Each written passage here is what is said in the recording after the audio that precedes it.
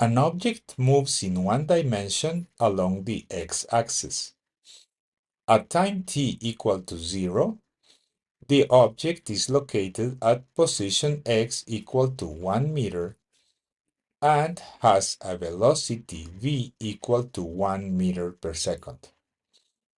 The object's acceleration varies as a equal to 3t, where a is in meters per second squared and t is time in seconds. A student incorrectly derives the equation for the object's position as x equal to 1/2 t cubed plus 1, where x is in meters. Which of the following describes a possible error that could have resulted in the incorrect equation? You should pause now and try to get the answer on your own.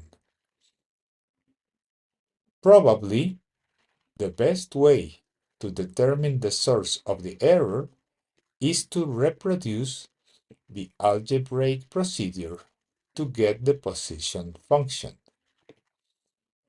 We know that the derivative of velocity is the acceleration, 3t. We can separate variables like this and then integrate from 1 to v for velocity and from 0 to t for time.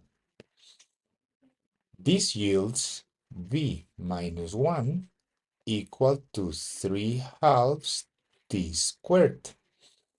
So the velocity function is v equal to 3/2 t squared plus 1. Clearly, this is the error, because if you derive the answer obtained by the student, you only get an incorrect velocity function of 3/2 t squared. This means the student did not take into account the initial velocity when they integrated. Therefore, the correct answer is B. Thank you for watching. See you next time.